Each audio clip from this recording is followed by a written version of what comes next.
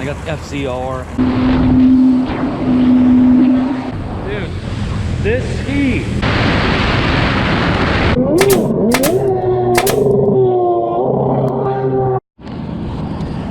All right, what's going on, everybody? I'm out here.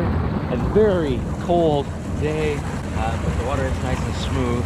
I got the FZR, and I've done a bit of work on it, checked the supercharger over, changed the spark plugs, fixed up the prop as best I could. I got the tools so I could take it off and you know, really work on it. The goal is to get this thing a good lap time before, well, you know what happens, this engine is coming out. So I just wanted to give it its best opportunity to make a lap time. The impeller's not going to be perfect, so we're probably not going to see what a perfect performing one of these could do, but I was hoping just to get close. I don't want to buy a new impeller for this because, well, the engine's coming out of this, so that would be just pointless. But I'm gonna GPS check this here real quick to see what kind of mile per hour we're getting, just to see if we're kind of ballpark what a stock one of these guys can do. So let's get to doing that, and then we're gonna go make a lap time on it. So I'm just gonna hold this in my hand. Hopefully it'll turn out good and I won't fall off. It's gonna be cold, so here we go.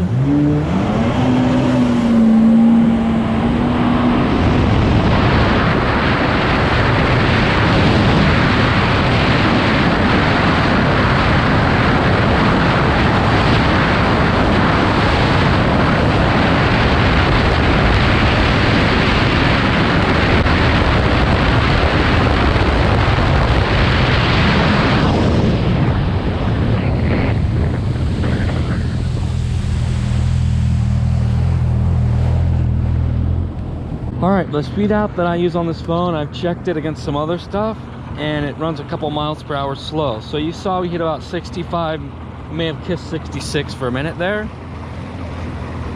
So that means that we're probably doing around 67, 68, which is pretty darn close to factory for one of these. So I'm pretty happy with that. I think we're gonna give it a shot on the course. I'm gonna rip it around just a little bit here, just to kind of get warmed up, get the feel for it, see what she can do. I'm gonna actually full speed run it again, kind of look at this speedo on here, see how accurate it is. Because it's like, you know, when any ski, it's like, is it accurate or is it not accurate? You know what I mean?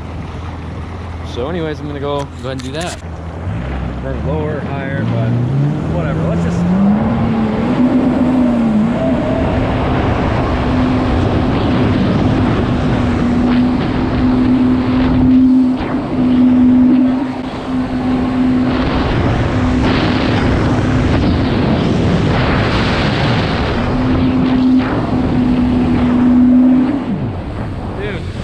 This ski is so predictable. It's doing exactly what I think it will do.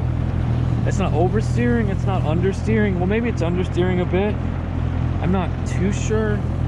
But like on the seadoo, the ARX PX260, that thing could turn so hard, and sometimes it was unpredictable exactly what it was gonna do, and it would turn way harder than you would expect. Well, not way harder. I mean, after riding it for a while, you really got the feel for it, but when you put the sponsons and race on that thing, it was pretty intense. Like this just feels like it's super easy. So I'm gonna mess with the trim, see if that changes things up a little bit.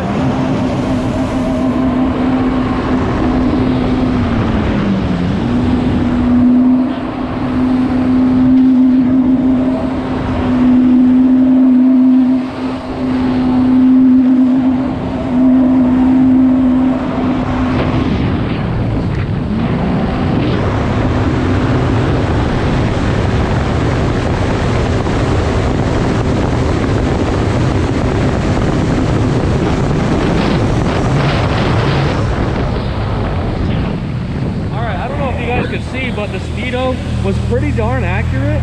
It was hitting about 67, 68 there. So hey, I'm pretty impressed, because maybe I'm just used to older stuff where the speedos were never accurate, ever. Like you'd read like 80 miles per hour and you'd really be going 60 on the older stuff. I don't know. So that's pretty cool.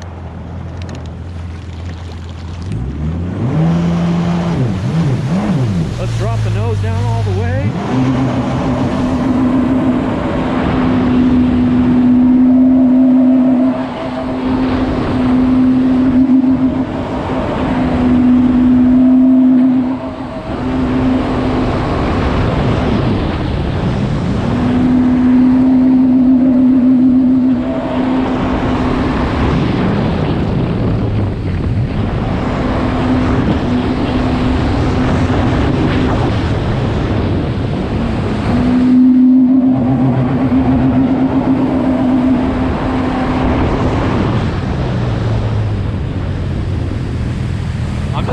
For the turnaround pole, since that's the hardest part, and you really don't want to do what I just did there, which is lose all my momentum and kind of sink back in the water and get back, try to get back up on the plane. But I'm on my last bar of fuel here, so I guess I don't have much choice but to kind of get after it. I definitely need to get some gloves on. It is very chilly out here. I got my super cool gloves, my cut off finger gloves, which are extra cool. And if I had I wish I was wearing my JSB leather jacket, so the cool factor could go up by 3%. Oh man.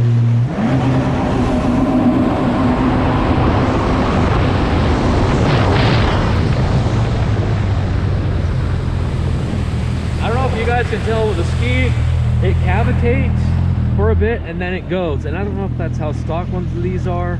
I mean, certainly this one, the wear ring and stuff needs to be replaced, but like I said before, I'm taking the engine out of this for something else, so there's no point to dump money into making this thing perfect.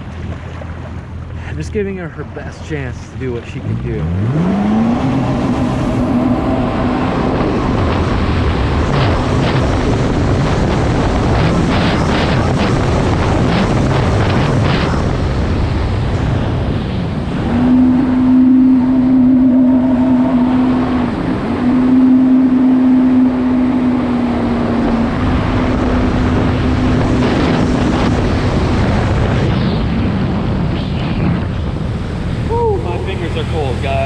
Fingers are cold.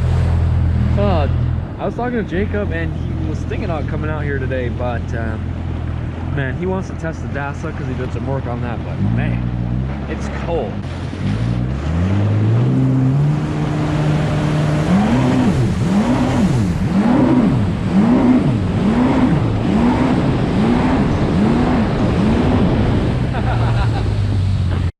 All right guys, I made it out to the track. It looks like it's in usable condition. That log is not supposed to be there, but everything looks okay, so it should be fine. And we're gonna fire this thing off real soon here. Starting now.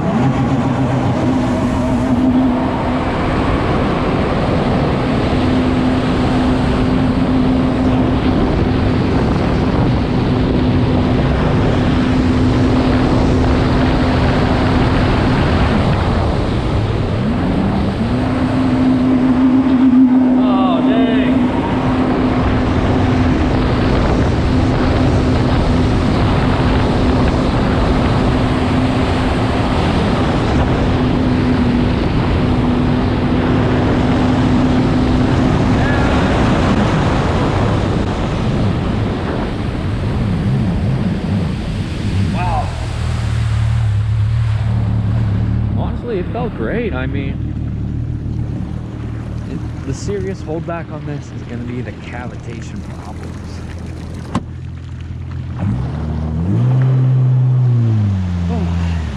It actually kind of skipped out on me through the S curves coming back, so that was kind of weird. And then it made me super nervous about the danger zone with that log that is just on the course over there. So I kind of cut way closer into the weeds than I normally would. So I don't know. not bad. It felt good. I don't think it's gonna that's gonna beat the sea-doo time. Maybe it will, and we'll have me jumping on the screen here to talk about how it beat the sea-doo time. That lap time was much better than I expected at a 36.27, and that is a huge improvement from the previous 40.91. Is that 40.91? 40 point something was the previous. So anyways, picking up nearly 5 seconds is incredible, especially when the only change is the change I made to the impeller.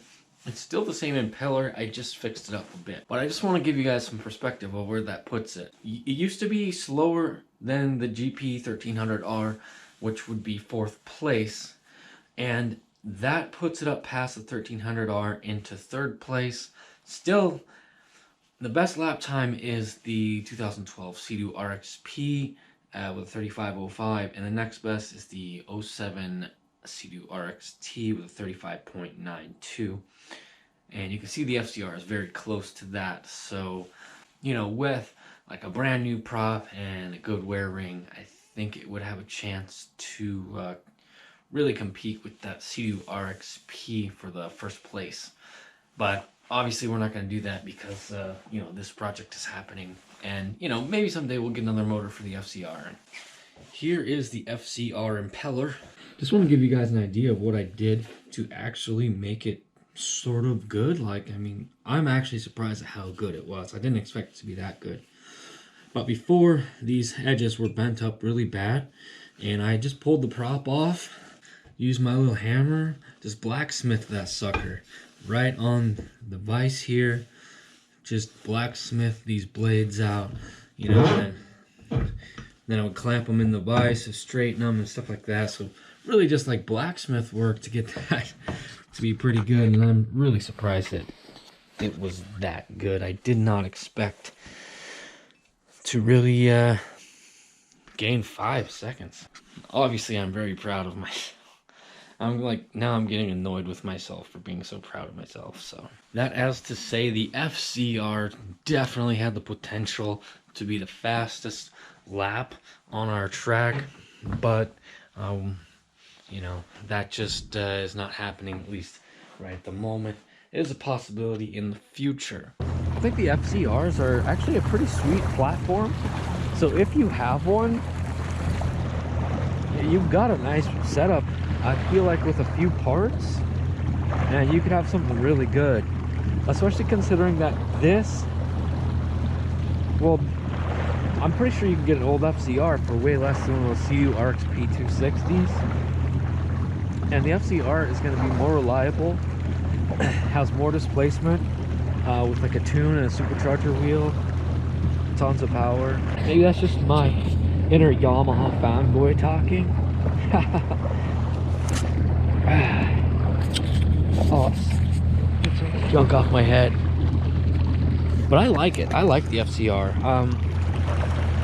Obviously, I kind of prefer the Yamaha stuff. I would really love to get my hands on some Kawasaki stuff, but around here it's not as common. Around here it's mostly Yamaha and Sea-Doo, and every once in a while you see some Kawasaki stuff, like for the sit downs. Obviously for stand-ups 99% of that stuff is Kawasaki, but for sit downs. So that kind of wraps up the FZR, because I'm gonna be pulling the engine out and it's going into something else. So I don't know if I'm talking about what it's going into, but let's just say it's smaller than this thing here. And people have done it before, what I'm about to do, and they call it the GPR SHO. So that should pretty much give away exactly what I'm doing. People have done that with the Sea-Doo engine as well, and they call it the GPRXP. And supposedly the GPRXP will do 80 miles per hour without any like special parts or tunes or anything.